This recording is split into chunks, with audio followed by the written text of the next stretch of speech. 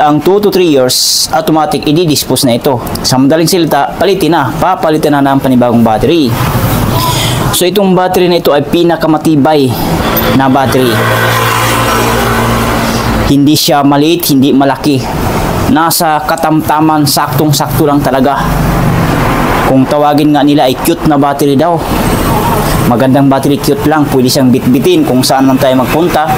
Maganda raw ito na battery. At ito ang pinaka good news sa ating lahat. Marami po itong pwedeng paggagamitan. Basta motor lang na mga maliliit na motor.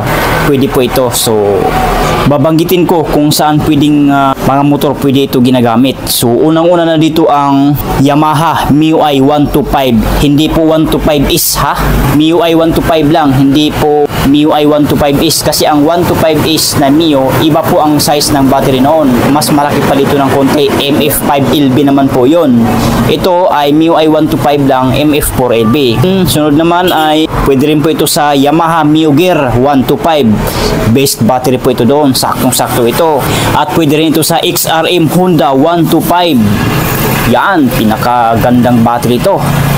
The best battery ito. At pwede rin po ito sa Kawasaki Fury. Kasyang-kasya po ito. Tsaka sa mga Motor Star na maliliit na mga motor, kasya din po ito doon. Ito talaga ang mga baterya na kinagamit sa ating mga kababayang Pilipino.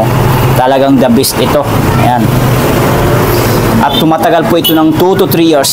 At kung minsan umabot pa siya ng 4 years, nakadepende po yun sa duty cycle ng isang battery. Yun po kasi ang pinaka-sikreto sa battery, yung duty cycle, yung pinaka-power niya baga, kakayahan ng isang battery. Pwede rin sa mga CCE ng battery. Sa CCE rin po, pwedeng pagbabasihan yan. Kasi pag once na mababa na yung tinatawag na cold cranking amps or cold cranking amperes ng battery, kahit ang voltahe niya ay 12.6, useless pa rin po yun, walang kwenta.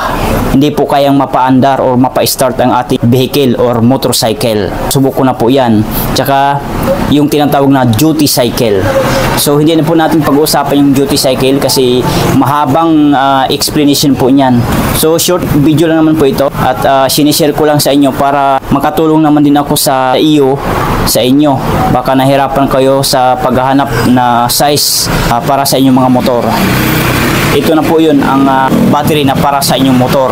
Basta tandaan nyo lang po yung aking binanggit na mga pangalan ng mga brand at saka anong klaseng mga motor pwede ito gamitin. So yun lang, and sana nakatulong sa inyo ang video na ito, and maraming salamat po sa inyong panonood, and huwag kalimutan mag-subscribe sa ating YouTube channel para ma-notify kayo ni YouTube